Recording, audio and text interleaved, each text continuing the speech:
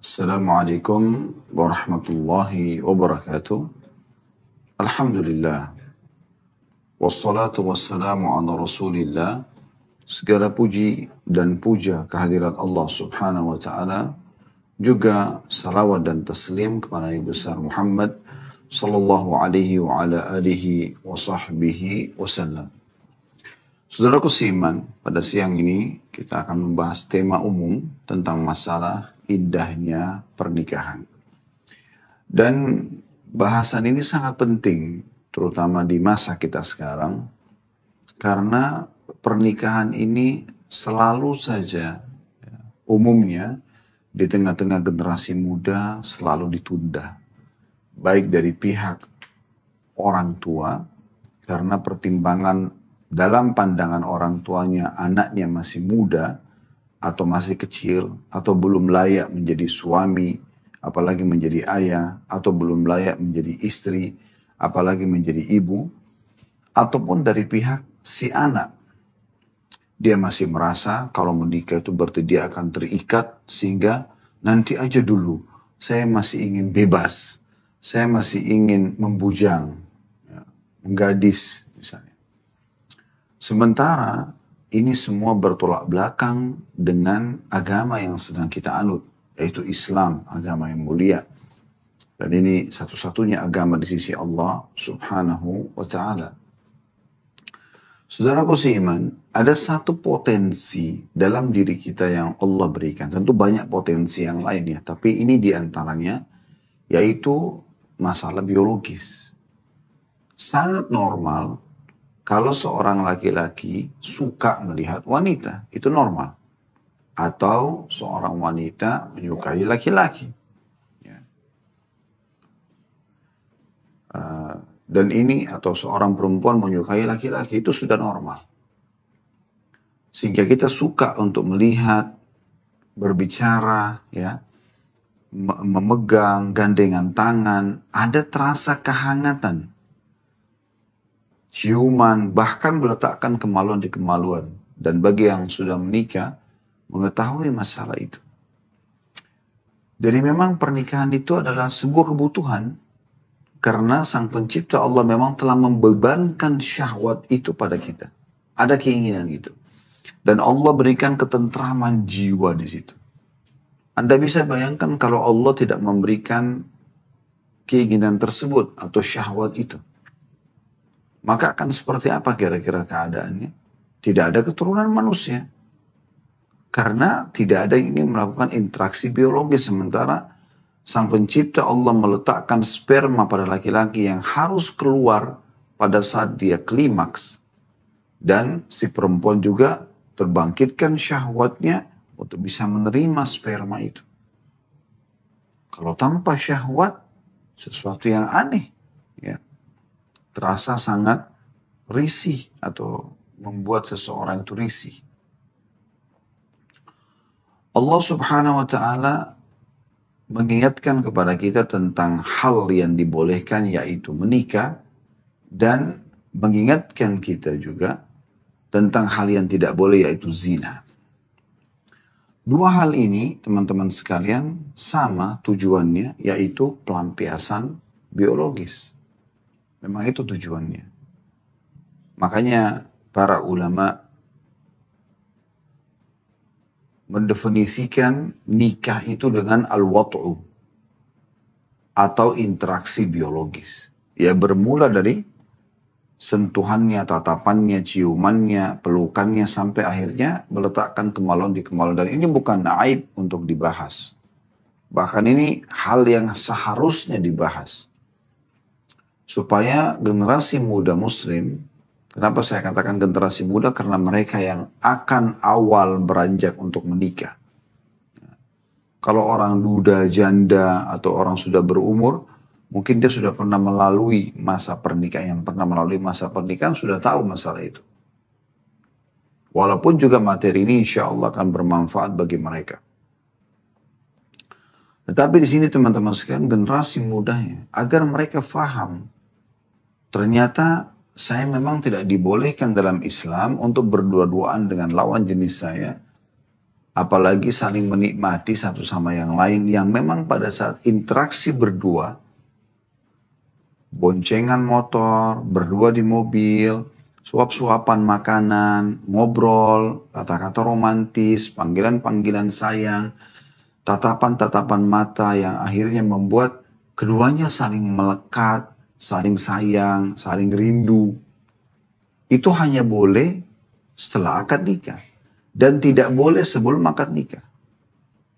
Wahai generasi muda muslim, kita tidak boleh seperti orang-orang non-muslim, di mana mereka bisa melampiaskan semaunya, bahkan sudah biasa bagi mereka gonta-ganti pasangan. Islam bahkan menganjurkan kita tidak menikmati kecuali pasangan yang halal kita. Dan tidak benar pacaran sebelum nikah. Apalagi gonta-ganti pasangan. Yang benar pacaran setelah menikah. Iya, silahkan. Bahkan dianjurkan untuk memperbanyak interaksi biologis, saling romantis, saling menjaga keharmonisan. Ya. Bahkan dijanjikan pahala yang besar. Bukankah Nabi SAW sudah bersabda, Fi bidi ahadikum sadaqah, di kemaluan kalian ada sedekah, ada pahala yang besar. Hadis ini keluar sebab berurutnya karena ada beberapa sahabat yang miskin ya, mengeluhkan kepada Nabi SAW tentang sahabat-sahabat yang kaya.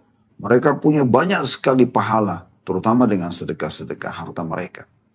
Maka Nabi SAW memberikan gambaran, banyak sekali pintu-pintu pahala buat kalian kalau kalian mau. Ya. Di antaranya di kemaluan kalian ada sedekah. Maka para sahabat kaget pada saat itu. Artinya mereka faham interaksi biologis itu nikmat. Tidak ada orang selepas interaksi biologis kemudian tidak merasakan ketentraman jiwa. Seorang laki-laki pada saat dia puas klimaks, seorang wanita pada saat juga dia klimaks dalam hubungan biologisnya, ada ketentraman jiwa. Biasanya mereka lebih tenang, lebih nyenyak tidurnya, lebih bahagia. Memang sudah seperti itu Allah Subhanahu wa taala jadikan. Ya. Sehingga para sahabat bertanya mengatakan, ya Rasulullah, ayati ahaduna ahlahu walahu fihi ajr. Wahai Rasulullah, apakah seseorang di antara kami menggauli istrinya sudah dapat kenikmatan, ya, dapat ketentraman jiwa, juga dapat pahala? Kata Nabi SAW, ara'aitum wa wada'tum fil haram alakumul wizr. Tidakkah kalian lihat kalau kalian letakkan pada yang haram, maksudnya zina. Tadi sudah kita jelaskan di awal, ada nikah yang boleh, ada zina yang haram. Gitu kan. Bukankah kalau diletakkan pada yang haram, zina, dia dapat dosa? Tanda tanya, artinya sahabat sudah tahu, berarti memang dosa, gitu kan. Karena mereka semua paham masalah itu. Lalu kata Nabi SAW, maka dari kafir halal. Begitu juga kalau diletakkan pada yang halal. Ya. Jadi memang kenikmatan itu boleh. Tapi harus dengan menikah. Itu saja. Sederhana. Jadi jangan teman-teman sekalian berprinsip seperti orang-orang non-muslim. Mereka terus saja gonta-ganti pasangan. Dari pacar ini ke pacar ini. Terus saja. Artinya dari zina ini ke zina itu. Karena kata Nabi SAW, anggota tubuh punya bagian daripada zina. Mata dengan melihat, lisan dengan berbicara, ya, tangan dengan menjamah, kaki dengan melangkah, kemaluan akan menyempurnakan itu. Sementara Allah SWT melarang masalah itu. Wala taqrabuz zina, jangan dekati zina. Innahu kana fahisyatan wa sa'a sabila. Karena ada perbuatan keji, ya, dan seburuk-buruk jalan yang ditempuh. Juga dalam sabda Nabi SAW banyak sekali tentang masalah larangan masalah perbuatan ini, ya. Di antaranya jauhilah 7 induk dosa besar, di antaranya zina. Padahal sebenarnya tujuannya sama. Cuma sering saya kasih contoh rasional ini. Orang kalau berzina, umumnya itu diikuti dengan ketakutan. Allah berikan fitrah dalam hatinya, takut untuk melakukannya. Takut, ya. Ketahuan, ya, takut hamil nanti pasangannya, sehingga ini mengganggu kenikmatan biologis yang sebenarnya bisa maksimal. Gitu. Orang kalau janjian di hotel misalnya, kemudian dia sembunyi, takut ketahuan keluarganya segala macam. Kan jadi terganggu. Sehingga kualitas sperma si laki-laki yang akan merupakan bibit, akan menjadi bibit manusia nanti, keturunan manusia. Dan ya, sel telur wanita pun nanti akan menjadi kantong dan penyempurna daripada sperma itu terganggu. Anda kalau baca semua artikel dalam ilmu medis nanti Anda akan temukan tentunya biologis itu akan maksimal kalau orang sedang rileks, ya, dimulai dengan perkataan-perkataan yang indah, makanan dan minuman yang dinikmati bersama, ya, situasi dan keadaan dan segala macam. Dan itu tidak bisa didapatkan dalam perzinahan itu. Sulit sekali. Kecuali orang memaksakannya. Sehingga akhirnya terganggu biologisnya. Buru-buru, nggak ada kenikmatan. Atau apa yang sangat sederhana pada saat klimaks saja misalnya. Tapi kalau dia menikah, beda sekali. Semua orang di sekitarnya tahu kalau mereka pasangan halal. Bahkan selepas akad nikah pun, kemudian mereka masuk ke kamar, semua orang tahu termasuk pemilik rumah, mertua, salah satu dari dua mempelai ini, tahu kalau mereka akan interaksi biologis. Tapi apa yang terjadi? Mereka merasa tidak ada yang ganggu, tidak ada ketakutan. Keluarganya semua tahu, sudah diiklankan pernikahan tersebut. Sehingga sperma yang merupakan bibit manusia nanti dan sel telur yang menyempurnakan dan menjadi kantong bayi nanti, itu akan maksimal. Mereka pun menikmati maksimal. Karena memang dasarnya mereka merasa itu. Ketentraman jiwa. Dan itu hanya ada pada pernikahan. Bahkan lebih jauh daripada itu. Di saat pasangannya hamil, keduanya gembira, keluarganya gembira.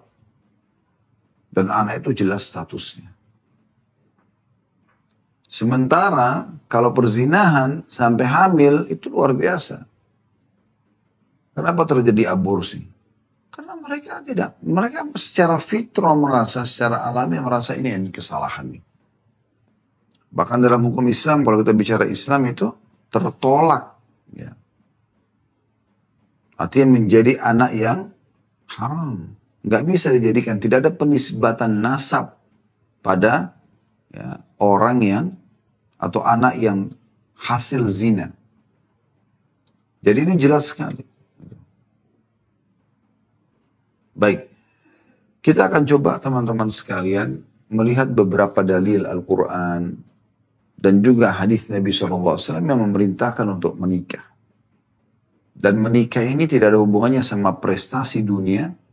Harus sarjana dulu, harus kaya dulu, harus punya mobil dulu, harus punya rumah dulu. Nggak ada dalam Islam itu.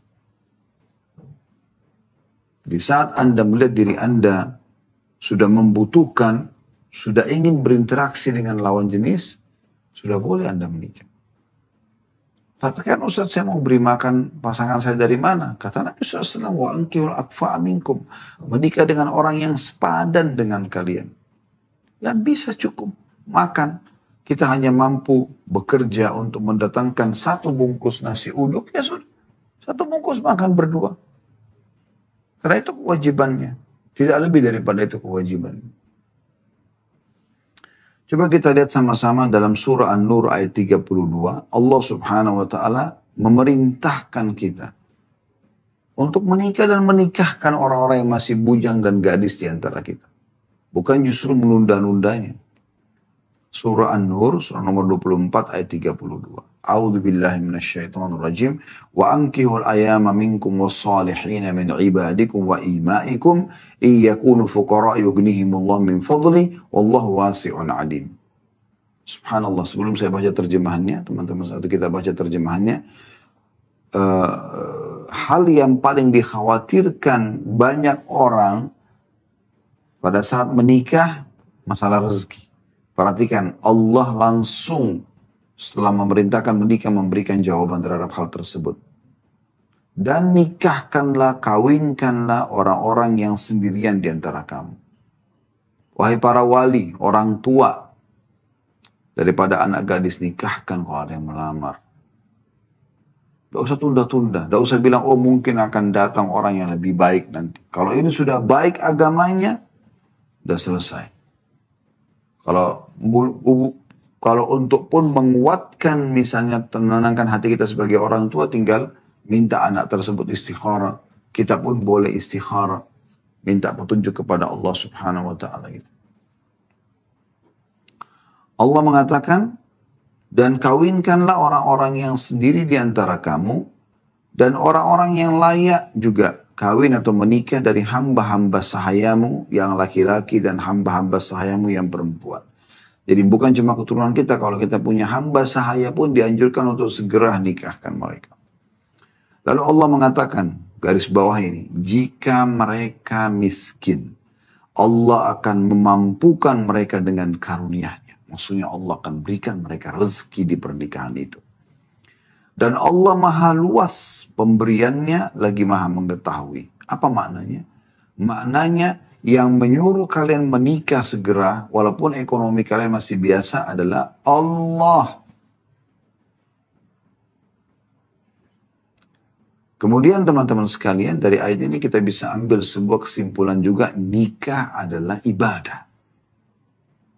Pahala.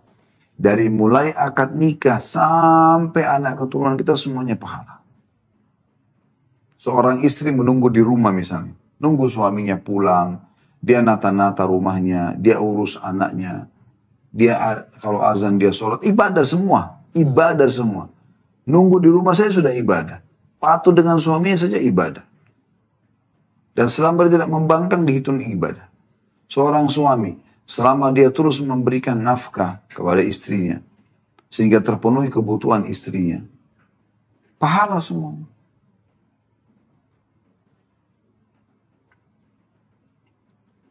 Jadi nikah adalah sebuah ibadah. Dan tidak mungkin Allah subhanahu wa ta'ala membiarkan hambanya terbengkalai hanya karena melakukan ibadah. Nggak mungkin. Apalagi Allah jamin di sini. Dan Abdullah bin Mas'ud menanggapi ayat ini, disebutkan oleh Ibnu Katsir dalam tafsir beliau, tafsir Quran al-Azim. Ya. Dalam tafsir surah An-Nur, surah nomor 24 ayat 32 ini. Beliau mengatakan, iltamisul ghina fin nikah. Carilah kekayaan itu atau kecukupan hidup dengan menikah. Berapa banyak orang mungkin pada saat dia bujang, biasa. Tapi setelah menikah Allah bukan rezekinya. Karena sudah 2 orang di sini gabungan rezekinya. Punya anak lebih luas lagi rezekinya. Bukan cuma itu. Dalam sebuah hadits Abu Hurairah radhiyallahu anhu, Rasulullah SAW bersabda, ada 3 golongan yang pasti Allah akan berikan pertolongan. Salah satunya adalah wannakihul ladzi yuridul afaf. Seorang yang menikah karena ingin menjaga kesuciannya. Hadis diriwayatkan oleh An-Nasai dan juga At-Tirmidzi dan dinyatakan hasan hadis ini. Artinya memang betul-betul ada penekanan tentang masalah menikah tersebut, ya. Dan juga teman-teman sekalian, selain ayat ini, Allah subhanahu wa ta'ala menggambarkan tentang masalah para nabi-nabinya yang diutus pun. Kalau ditanya kepada orang-orang beriman, kira-kira siapa yang paling suci, ya, di antara manusia, maka gambarnya sederhana, para nabi-nabi. Mereka orang yang paling sempurna akhlaknya, ya, paling baik kedudukannya, jalur nasabnya. Tidak ada nabi yang jelek secara fisik, ya. Bahkan Allah berikan mereka ketampanan, Allah berikan mereka kekuatan 10 orang laki-laki misalnya. Dan juga Allah berikan mereka mukjizat-mukjizat. Tapi apa kata Allah SWT tentang mereka dalam surah Ar-Ra'd? Surah nomor 13 ya, ayat 38. A'udzu billahi minasyaitonir rajim. Wa laqad arsalna rusulan min qablika wa ja'alna lahum azwajan wa dzurriyyah. Sesungguhnya kami telah mengutus beberapa rasul sebelum kamu, hai Muhammad, dan kami memberikan kepada mereka istri dan keturunan. Allah SWT berikan mereka keturunan, berikan mereka pasangan. Kalau mereka saja, para orang-orang yang mulia, utusan pilihan Allah SWT, mereka menikah, bagaimana dengan kita? Begitu juga dengan hadis Nabi SAW riwayat Tirmidzi.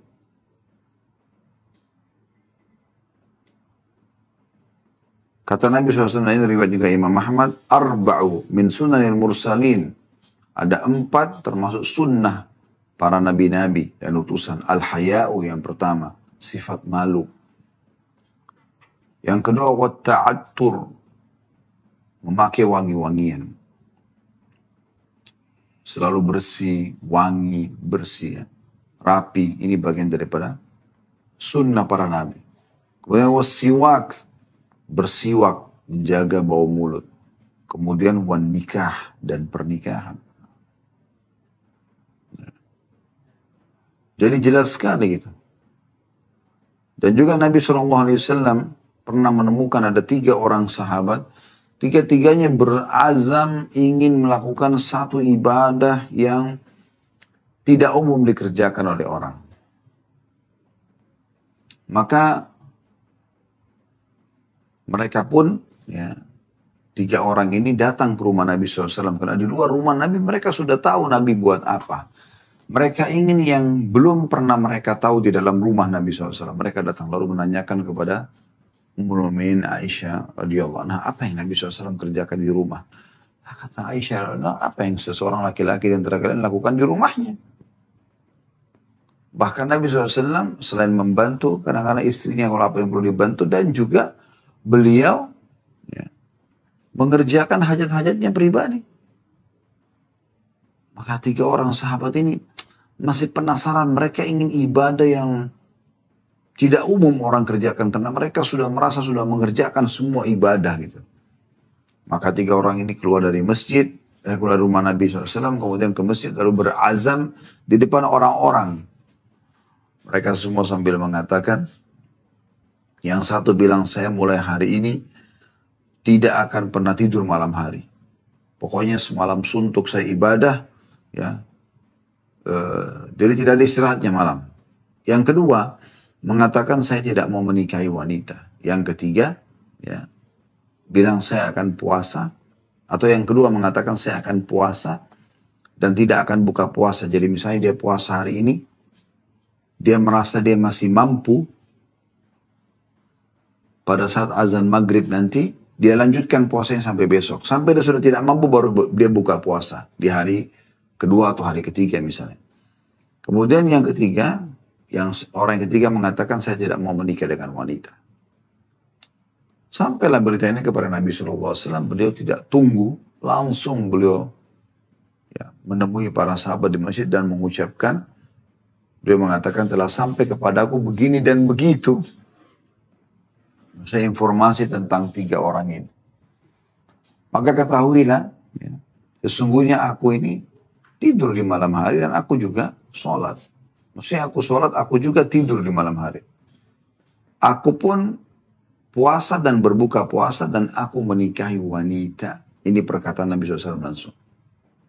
Maka siapa yang menolak sunnahku bukan dari golonganku. Nabi SAW memanggil pada generasi muda. Ini sekaligus harusnya menyentuh para orang tua panggilan ini. Kata Nabi SAW, ya ma'syar syabab, wahai sekalian anak-anak muda. Man istata'a minkumul ba'a falyatazawwaj. Siapa yang sudah mampu melakukan interaksi biologis, maka menikahlah. Al-ba'a di sini, umumnya pendapat ulama adalah kemampuan interaksi biologis. Artinya, si laki-laki sudah siap melakukan interaksi biologis untuk menuangkan spermanya ke rahim si wanita. Dan akhirnya dia berstatus suami dan akhirnya juga kalau istrinya hamil berstatus ayah setelah melahirkan. Dan si istri siap untuk ya interaksi biologis dengan suaminya, dan pada saat dia hamil dia siap untuk ya merawat anaknya untuk menjadi ibu, maka masuk dalam makna al-ba'ah. Jadi memang arahnya ke masalah biologis ini. Dan kalau kita fahami apa yang kami jelaskan ini, teman-teman sekalian, kita semua sepakat memahami ini, maka saya yakin tidak akan terjadi lagi pergaulan bebas. Dan tidak ada lagi namanya hamil di luar nikah. Tidak ada lagi aborsi. Tidak ada lagi malu keluarga, malu kedua pasangan. Dan tidak ada lagi namanya mencoba-coba. Saya coba dulu laki-laki atau perempuan ini, nanti coba lagi ini, nanti pacar yang kesekian, ke 100, ke 200 baru menikah. La haula wa la quwata illa billah. Ini gak ada dalam Islam. Bahkan apakah Anda tahu salah satu ciri bidadari di surga, ya, dalam surah Ar-Rahman Allah ulangi 2 kali itu. Intinya Allah mengatakan lam yatmithunna insun qablahum wala jan. Mereka para bidadari tidak pernah disentuh sedikit pun baik oleh jin ataupun manusia. Itu ciri khasnya bidadari, artinya wanita muslimah harusnya seperti para bidadari ini. Memang tidak mudah disentuh oleh semuanya orang. Bukan dia sudah ciuman sama 100 laki-laki, sudah sentuhan dengan 100 laki-laki, dan itu dianggap biasa begini. Ini subhanallah faktor utama pada saat menikah nanti dingin dengan suaminya. Itu juga dengan laki-laki yang sudah gonta-ganti pasangan. Ini yang membuat dia dingin dengan istrinya. Dingin tanda kutip di sini dalam arti kata dia jadi tidak bisa maksimal menikmatinya. Tapi di saat orang belum pernah melakukannya dan dia melakukan pertama kali dengan cara halal, dia akan sangat menikmatinya. Dan akan muncul itu cinta yang sejati. Cinta yang benar-benar insya Allah dari awal nikah sampai nanti mereka meninggal dunia, itu akan bertahan. Tidak ada rekayasa, mereka langsung saja menjadi pasangan suami istri, tinggal bagaimana dipandu dengan benar. Itu Nabi SAW bilang, wahai sekalian pemuda, barang siapa yang memiliki ba'ah, maka menikahlah. Gitu kan. Kemampuan interaksi biologisnya. فَلْيَتَزَوَّجْ, menikahlah. فَإِنَّهُ غَضُّ لِلْبَصَرِ, karena itu akan menjaga pandangan mata dari yang haram. وَأَحْسَنُ لِلْفَرْجِ, dan juga menjaga kesucian kemaluan. Kemaluan itu punya kesucian. Kalau sembarangan interaksi sama lawan jenis, maka bisa menyebabkan penyakit dan permasalahan-permasalahan yang sangat banyak. Bahkan kadang-kadang secara kejiwaan pun ada. Ada orang kena interaksi biologis dengan yang haram, zina misalnya. Kemudian dia temukan sesuatu yang dia kurang senangi. Sudah cukup membuat dia trauma atau tidak mau menikah. Ini semua permainan syaitan. Lalu kata Nabi SAW, wa ahsanu lil farj, menjaga kesucian kemaluan, wa man lam yastati' fa alaihi bis-shaum fa innahu lahu wija'. Siapa yang belum mampu, maka dia berpuasa untuk mengontrol syahwatnya, karena itu akan menjadi tameng bagi dia. Hadisnya masyhur riwayat Bukhari Muslim. Dan Imam Nawawi menekankan makna ba'a dalam hadis, ya. Beliau mengatakan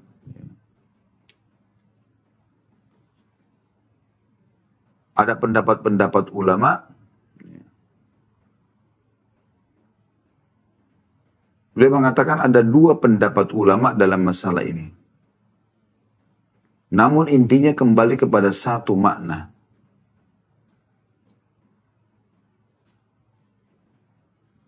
Yaitu seseorang mampu melakukan interaksi biologis dan ditambah kalau memang dia ada kemampuan finansial.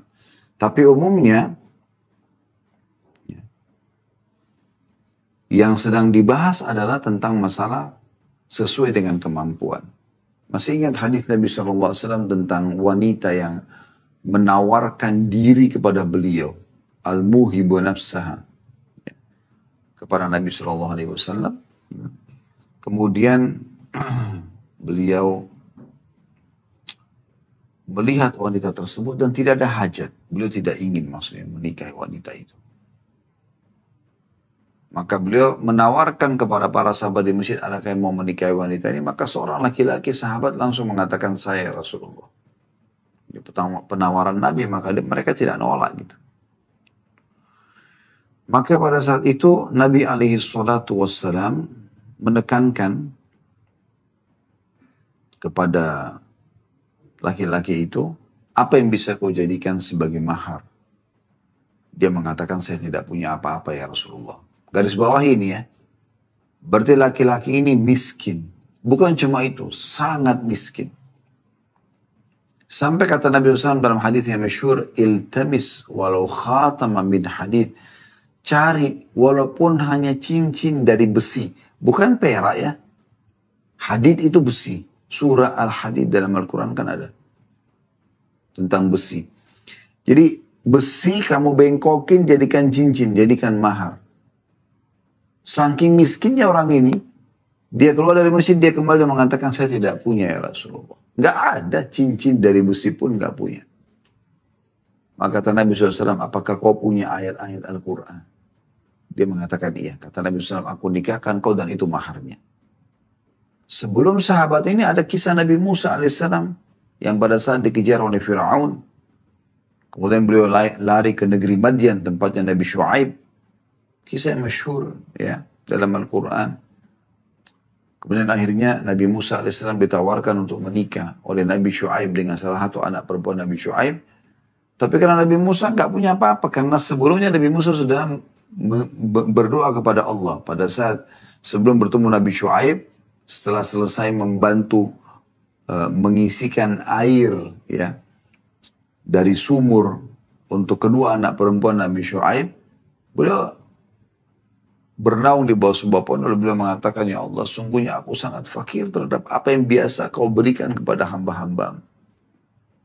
Karena nggak punya apa-apa, lari dari Mesir, bajunya sudah sudah yang di badan saja, sendalnya sudah putus, ya, nggak ada keluarga di Madian, tidak kenal siapa-siapa gitu.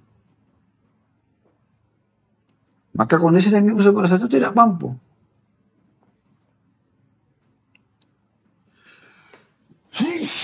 Alhamdulillah, mohon maaf. Jadi kondisi Nabi Musa alaihissalam pada saat itu tidak mampu. Lalu, apa akadnya dengan Nabi Shu'aib? Nabi Shu'aib mengatakan, A'udzubillahi minasyaitonir, Allah gambarkan ya, A'udzubillahi minasyaitonir rajim, bunyi ayatnya, Inni uridu an unkihaka ihda ibnatayya hataini ala an ta'jurani thamani hijaj. Fa in atmamta asyara fa min indik. Al-ayah, artinya, aku ingin menikahkan kau dengan salah satu anak perempuanku. Ini karena Nabi Shu'aib tahu Nabi Musa lagi miskin, tidak punya apa pada saat itu. Maka beliau mengatakan, aku ingin nikahkan kau dengan salah satu anak perempuanku dengan syarat. Engkau membantuku 8 masa haji. Maksudnya 8 tahun. Jasa, mengembalakan kambing Nabi Shu'aib, mengambilkan air dari sumur negeri Madian yang memang dibutuhkan. Ya, untuk mengisi setiap hari air dari sumur itu dan melindungi ya keluarga itu dan seterusnya.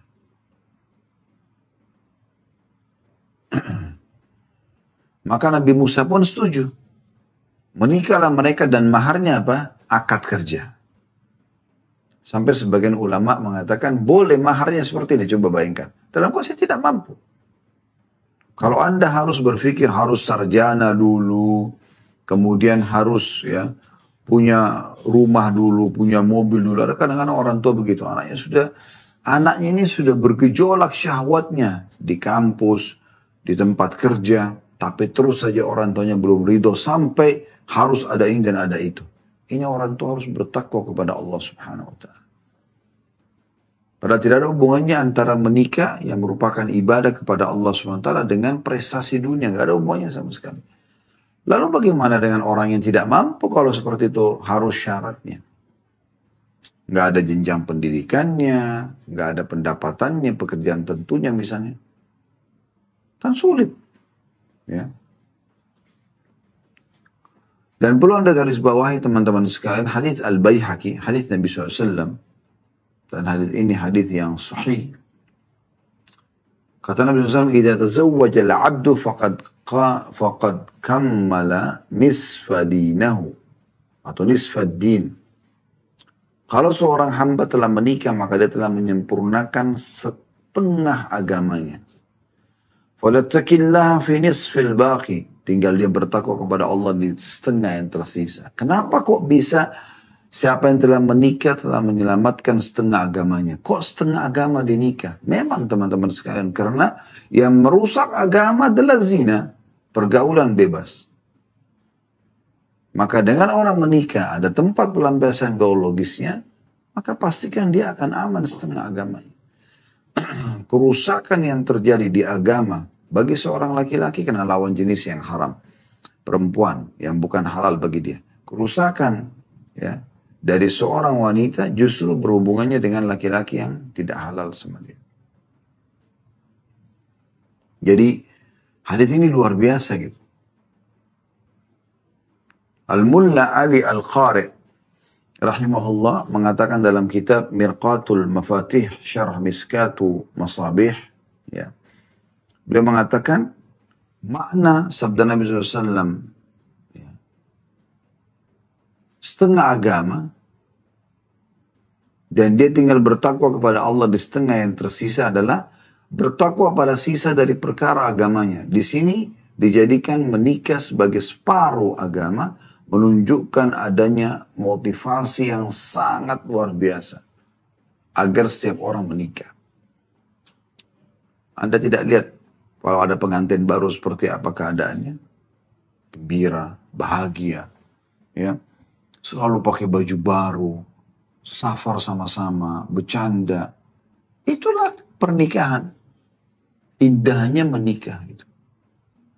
Sesuai dengan judul kita. Makanya perlu difahami.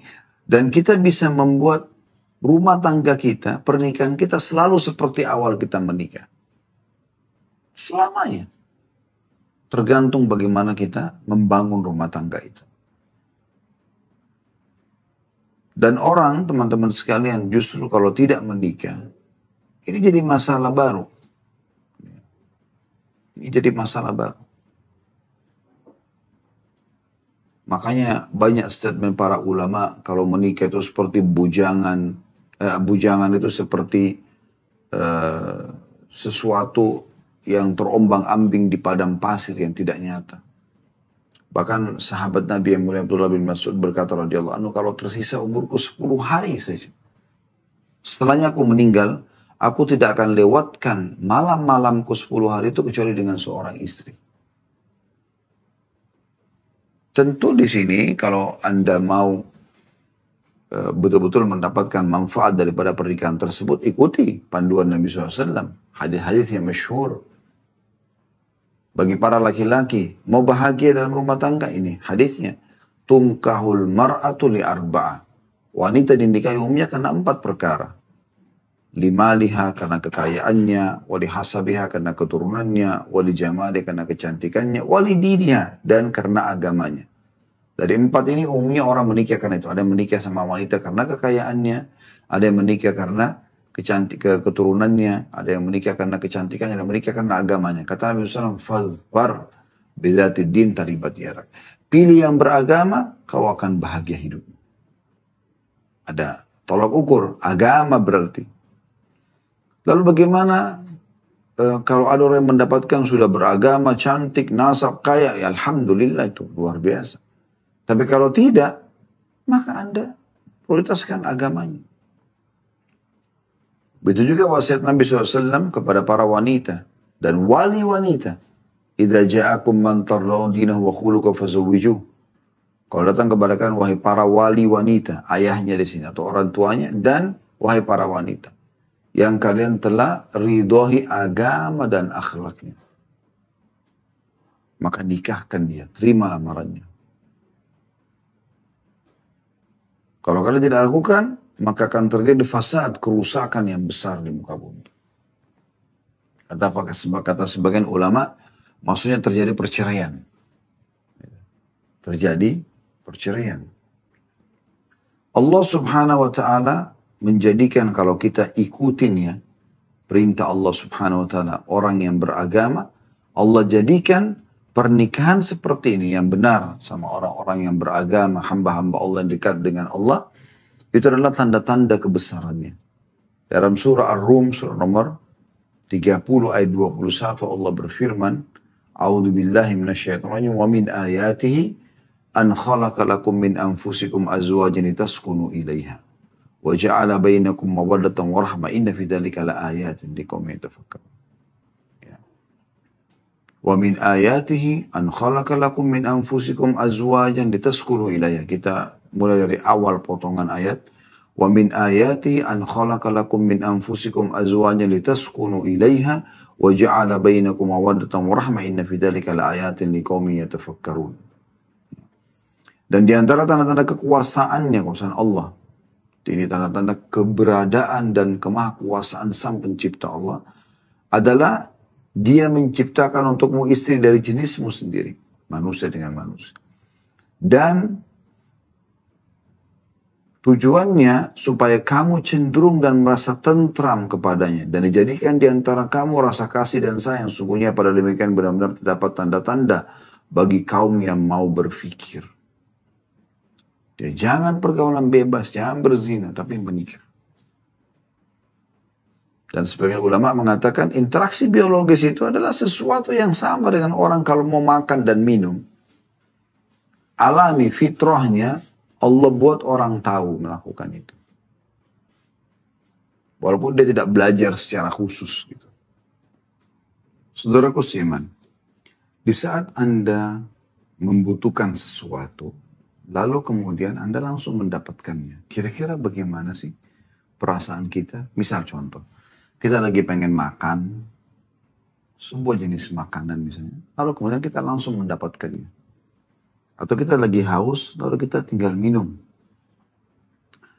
Dan itu tersedia semuanya. Apapun yang kita inginkan. Minuman hangat, minuman dingin misalnya. Pada saat kita ingin menggunakan pakaian, jenis apapun ada misalnya.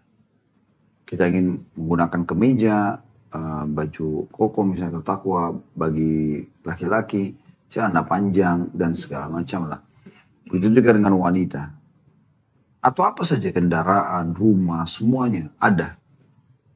Anda pasti akan merasa sangat nyaman karena semuanya ada, gitu kan? Begitu juga dengan masalah kebutuhan biologis. Di saat kita punya pasangan halal, kita akan sangat mudah setiap saat kita bisa melampiaskan kebutuhan kita sehingga akhirnya terpenuhi. Seperti orang kalau lagi lapar, dia dapat makan lalu dia makan, maka kan dia tentram karena kebutuhannya sudah terpenuhi. Begitulah keadaan orang yang sudah menikah. Bahkan Nabi SAW pernah satu waktu digambarkan oleh beberapa sahabat, beliau ya, berkeinginan untuk menggauli istrinya, lagi jalan sama sahabat, beliau mampir ke salah satu rumahnya. Kemudian beliau berinteraksi biologis. Kemudian beliau pun keluar lalu bersabda kepada para sahabat, kalau salah seorang, kurang lebih makna hadisnya, kalau salah seorang di antara kalian melihat wanita ya, yang tidak halal bagi dia di luar rumahnya dan bangkit syahwatnya, kembalilah kepada istrinya karena istrinya memiliki apa yang dimiliki oleh wanita tersebut. Memang sangat meredam ya permasalahan-permasalahan yang kita hadapi dari interaksi dengan lawan jenis yang haram. Terlebih lagi teman-teman sekalian, pasangan yang halal ini istri ibarat boneka ya, permainan ya apa, teman bermain kita yang bisa kita melampiaskan apa saja halal, bahkan tidak menggunakan busana pun. Lalu kenapa orang tidak menganggap pernikahan sesuatu yang indah? Seorang wanita pun demikian, dia bisa melihat apapun atau seperti apapun yang di tubuh suami, dia bisa menikmatinya dengan terserah dia selama itu halal. Yang dilarang dalam interaksi biologis adalah meletakkan kemaluan di kemaluan pada saat haid ataupun nifas, atau meletakkan kemaluan di dalam dubur. Itu saja. Yang lainnya tidak ada larangan. Allah subhanahu wa ta'ala berfirman dalam surah Al-Baqarah, A'udzu billahi minasyaitonir rajim, Nisa'ukum harthun lakum fa'tu harthakum anna syi'tum wa qaddimu li anfusikum. Istri kalian adalah ladang kalian, maka gaulilah mereka, datangi mereka sesuka kalian. dan dahulukan diri-diri kalian. Maksudnya silakan kalian mau dengan cara seperti apa selama yang tidak diharamkan, maka boleh saja gitu. Bagaimana orang tidak menganggap pernikahan sesuatu yang indah dengan semua ini? Dia bisa ciuman setiap saat, dia bisa pelukan setiap saat, dia bisa gandengan setiap saat, dia bisa tidur setiap saat. Dia kalau lagi kurang nyaman ada teman, misalnya dia lagi sumpek, ada teman untuk dia curhat, ngobrol. Kalau dia lagi sakit, ada yang ngurus, ada yang perhatikan. Dan itu luar biasa, dikhususkan gitu. Tetapi lagi bagi kaum laki-laki luar biasa, kalau Allah berikan Anda seorang istri, hanya Anda yang bisa melihat dan menikmati wanita tersebut. Yang lain semua tidak boleh. Maksimal wanita boleh membuka wajah dan telapak tangannya. Selebihnya hanya suami yang boleh nikmati. Bahkan ayahnya pun yang merupakan pemilik sperma di saat anak wanita itu sudah, terutama kalau sudah balik, nggak boleh lagi sembarangan auratnya bisa dilihat oleh ayahnya pun. Ada batasan-batasannya yang boleh dilihat. Yang mana juga ada batasan, ada yang tidak boleh dilihat sama sekali. Sudah ada kemaluan misalnya, atau sudah dikenal dengan sawati, daerah dada misalnya. Ya. Tapi suaminya walaupun orang asing, kalau dia suami sah, maka dia boleh. Begitu juga dengan si wanita ini. Anda bisa menikmati laki-laki ini. Anda bisa, kalau suka dengan dia pakai baju warna apa, parfum bau apa, Anda bisa nikmati. Lampiaskan semua kata-kata, tutur kata, ucapan, ya, kerinduan, segala macam. Dengan yang halal ini. Dan ini bukan cuma di dunia. Kalau Anda mengikuti syariat Allah SWT, Anda akan bersama dengan istri itu, suami tersebut sampai ke surga. Sampai ke akhirat sana. Bagaimana orang tidak menganggap pernikahan adalah sesuatu yang indah? Bagaimana bisa dipertemukan antara pernikahan dengan perzinahan? Tidak bakal bisa ketemu. Satu halal yang satu haram. Ya. Dan sudah kita jelaskan tadi bagaimana seseorang harus memahami bahwasanya interaksi biologis dengan zina itu mengganggu kejiwaan. Dan bagaimana interaksi biologis dengan pernikahan justru menenangkan jiwa. Dan berpengaruh nanti pada sperma dan sel telur tentunya. Dan juga Nabi SAW menyuruh kita menikah dari sisi lain. Kalau tadi hadis tentang perintah untuk anak-anak muda, ini hadis tentang kebanggaan Nabi SAW dengan banyaknya jumlah umatnya. Karena kan kalau interaksi biologis suami istri memang lebih banyak, lebih cenderung akan mendatangkan keturunan. Mungkin sebagian di antara mereka yang Allah uji, tapi yang lainnya Allah berikan. Sesuai dengan sabda Nabi SAW dalam hadits yang masyhur, "Tazawwaju fa inni mukatsirun bikum yaumal qiyamah." Menikahlah kalian karena sungguhnya aku sangat bangga dengan jumlah umatku yang banyak pada hari kiamat. Demikian pula juga dengan kita tahu banyak sekali ya ayat Al-Quran yang memerintahkan kita untuk memohon kepada Allah Subhanahu Wa Taala agar Allah jadikan pasangan hidup kita sebagai ketentraman dan keturunan juga Allah berikan. Dan ini tidak mungkin kecuali dengan cara menikah. Allah sebutkan misalnya dalam surah Al-Furqan ayat 74 dan ini boleh dibaca bagi para bujang dan juga gadis ya, doa-doa seperti ini. A'udzu billahi minasyaitonir rajim. Walladzina yaquluna rabbana hab lana min azwajina wa dhurriyyatina qurrata a'yun waj'alna lil muttaqina imama. Dan orang-orang yang selalu membaca doa dan mengatakan, ya Allah, karuniakanlah kepada kami pasangan-pasangan kami dan keturunan kami yang selalu menjadi penyejuk mata kami. Ya. Dan jadikanlah kami pemimpin orang-orang beriman. Demikian pula juga, ya, dalam hadis Nabi SAW, "Idza mata ibnu Adam inqata'a amaluhu illa min thalath." Kalau meninggal anak Adam maka terputus sumber pahalanya kecuali dari 3. Sedekahun jariyah, sedekah yang terus berjalan seperti misalnya bangunan, tanah wakaf dan segala macam. Atau ilmu yuntafa'u bih, atau ilmu yang bermanfaat, atau waladun salih yad'ulah, atau anak saleh yang mendoakannya. Jadi salah satu tujuan daripada pernikahan adalah dapat keturunan.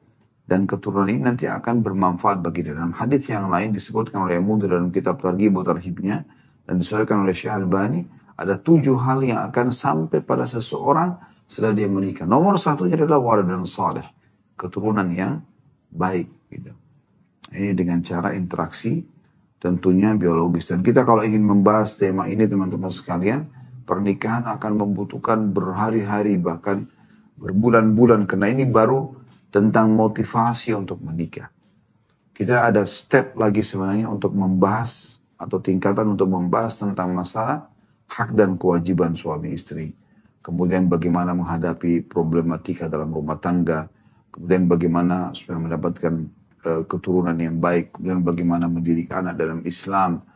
Ya, sampai mereka menikah. Ini semua rangkaian dalam masalah rumah tangga. Namun kita insya Allah pada pertemuan ini membahas memang sesuai dengan judul kita masalah indahnya pernikahan dengan sasaran utama pada generasi muda yang masih selalu membuka pintu perzinahan. Padahal sebenarnya pernikahan itu mudah dan juga indah. Allahu a'lam. Baik teman-teman sekarang sudah pukul 14:05 kurang lebih. Mudah-mudahan apa yang kita bahas hari ini bermanfaat buat kita semua. Kalau ada benar dari Allah, kalau ada salah dari saya, mohon dimaafkan. Subhanakallahumma bihamdika. Asyhadu an la ilaha illa anta astaghfiruka wa atubu ilaik. Wassalamualaikum warahmatullahi wabarakatuh.